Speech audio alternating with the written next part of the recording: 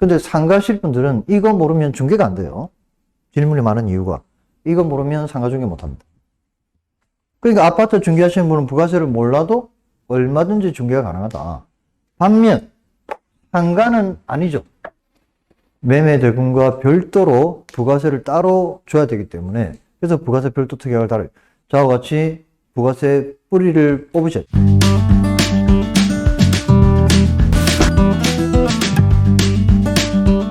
그 중에 제일 중요한 게 바로 얘죠. 부가치세.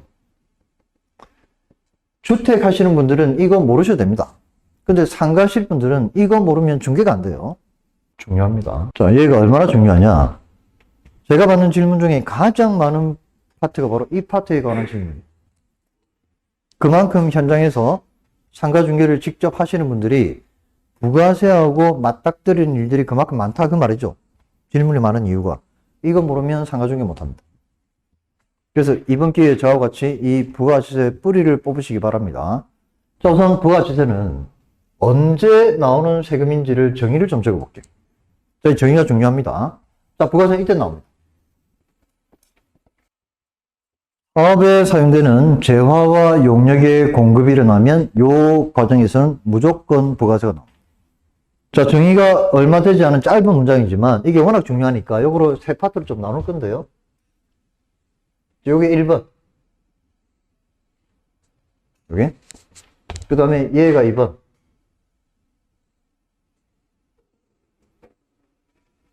얘가 3번.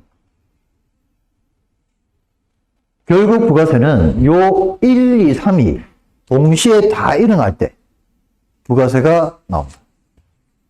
그럼 거꾸로 얘기하면 요 1, 2, 3 중에 하나가 빠져버리면 부가세가 나온다 안 나온다? 안 나온다 그 말입니다. 자, 우선 요 1번. 사업에 사용하는 요거부터 정리를 조금만 하고 넘어갈게요. 자, 우리 사업하는 사람을 사업자라고 부르죠. 사업자의 반대를 뭐라고 부르면 될까요? 비사업자라고 부릅니다.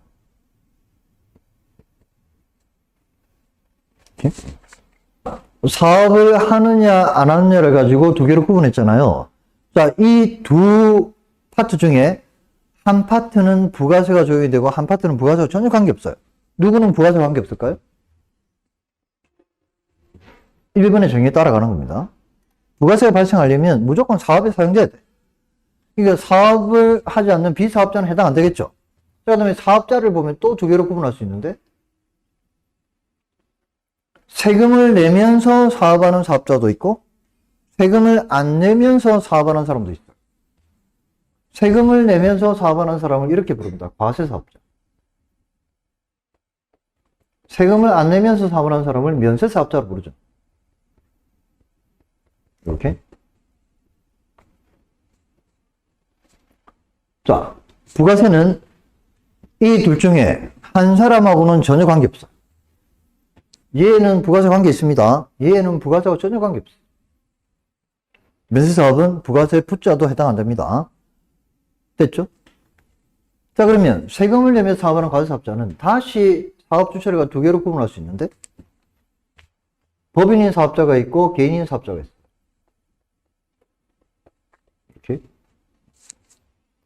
우리 중개업을 가지고 따지면 중개법인으로 사업하시는 분도 있고 개인 사무소 운영하는 분도 있고 그렇잖아요. 이렇게. 자, 우리 법인 형태의 모든 사업자는 사업자 등록증을 발급받을 때 그 과세 유형을 무조건 요렇게 밖에는 사업자 등록 안 해줍니다. 요렇게 밖에 사업을 못해. 법인인 사업자는. 반면 개인인 사업자는 매출 규모에 따라 두 가지 중에 하나로 사업자를 내고 사업을 하죠.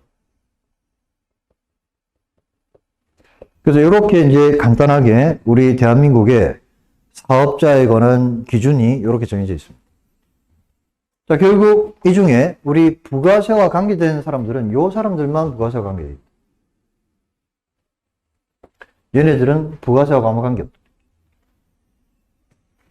그러니까 아파트 중개하시는 분은 부가세를 몰라도 얼마든지 중개가 가능하다.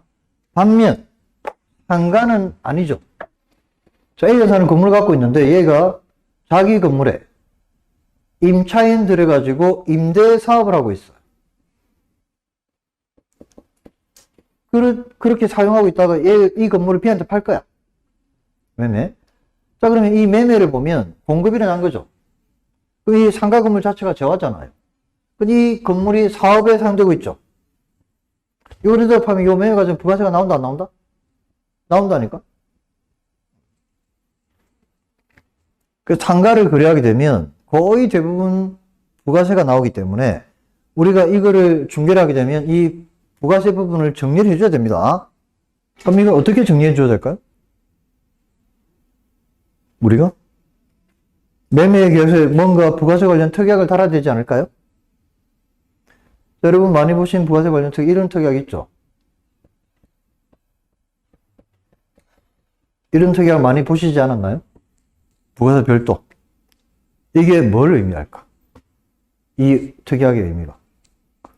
자, 요 과정에서 발생하는 부가세, 요거. 세금이 발생했으니까 결국 누군가는 세무서에 가서 그 세금을 내야 되죠. 세금이 발생했으니까. 이때 누가 낸다? 얘가 가서 냅니다. 이건 정해져 있어요. 자, 그러면 이 A가 부가세를 세무서에 가서 낸다 그랬잖아요. 지 돈으로 낼까요? 아닐까요?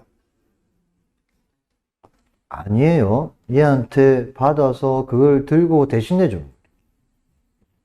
이게 부가세의 기본적인 패턴. 그래서 요거를 적어야 돼요. 요런 흐름이기 때문에. 매매 대금과 별도로 부가세를 따로 줘야 되기 때문에 그래서 부가세 별도 특약을 달아요.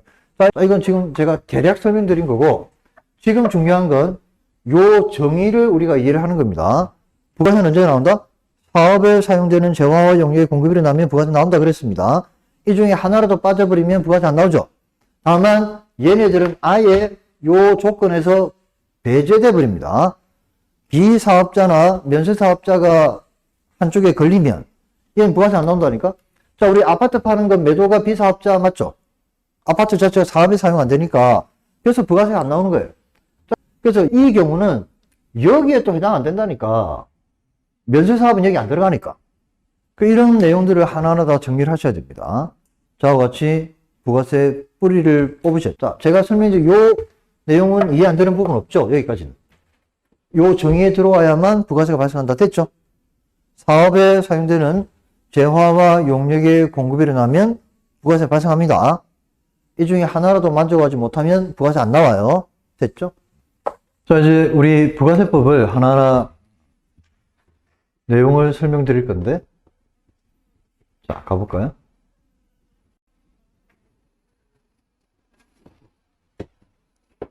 자, 우리 부가세는 지방세가 아니고 국세입니다. 뭐 이건 중요한 게 아니니까 됐고요.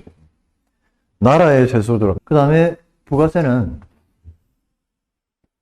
손해를 보고 팔아도 무조건 나옵니다. 손실 발생 여부와는 무관합니다.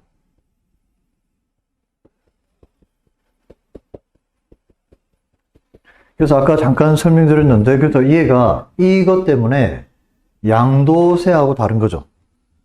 자, 그 다음에 부가세는 1과세기간이 6개월로 정해져 있는 세목입니다. 특이하죠. 그래서 1년을 기준으로 놓고 보면 과세기간이 2번 반복. 우리 가끔 시내 가다 보면 그 국세청에서 플랜카드 붙여놓은 걸 가끔 보죠.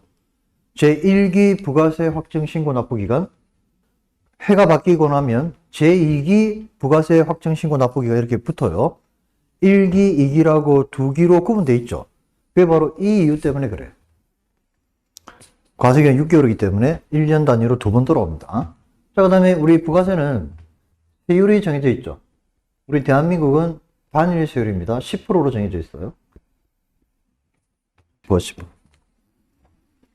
자, 세율이 나오면 한 가지만 더 구해지면 납부해야 될 세액 산출이 됩니다. 우리 모든 세목이 똑같습니다. 얘 2개를 곱하면 납부해야 될 세금이 구해지죠. 과세표준에다가 세율을 곱하면. 이거 우리 쪽에서 과표라고 많이 부르잖아요. 그러면 부가세도 얘는 정해져 있으니까 10%. 요것만 구해지면 납부해야 될 세금이 구해지겠다, 그죠? 자, 근데 이게 복잡해. 근데 그나마 다행스러운 게 우리 상가 중개하는 사람들하고 관계된 부가세 과세표준은 요거 하나만 기억하면 돼요.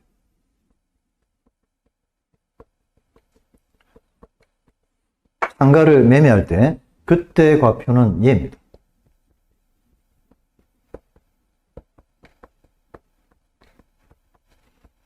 우리는 복잡한 거 알아둘 필요 없어요. 요거 하나만 딱 기억하면 됩니다. 건물분 공급가액. 그 다음에 상가를 매매할 때 매매시 그때 부가세는 항상 기준점이 있어요. 누구 기준으로 다 결정하느냐? 얘 기준으로 다 결정나요. 모든 부가세. 그러니까 파는 사람이 어떤 조건인가에 따라 그 거래 과정에서 부가세가 다 결정된다 이 말은. 그 말은 매수자 있죠, 매수자. 이 사람은, 매수자는 누가 사가는지 중요하다, 중요하지 않다? 하나도 중요하잖아요. 부가세에 있어서는 무조건 파는 사람 기준이에요.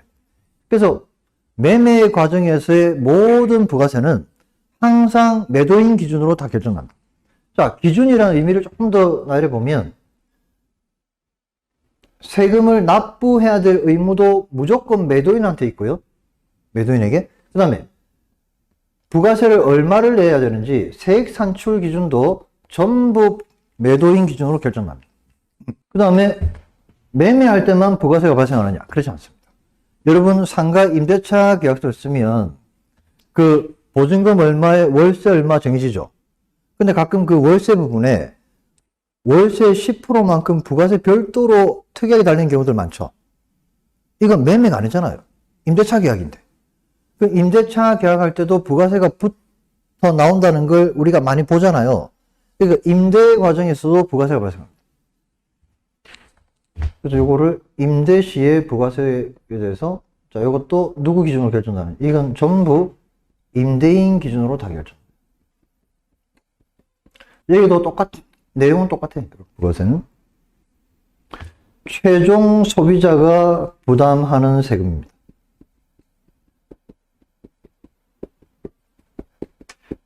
그 다음에 부가세는 직접세가 아니고 간접세입니다. 그 다음에 부가세는 어떤 방식으로 걷어가느냐? 신고 납부 제도로 걷어갑니다. 걷어갈 때 이렇게 걷어갑니다. 자, 요 내용들만 하나하나 제가 설명드리면 대략적인 부가세에 대한 기본적인 내용은 정리가 될 것 같아요.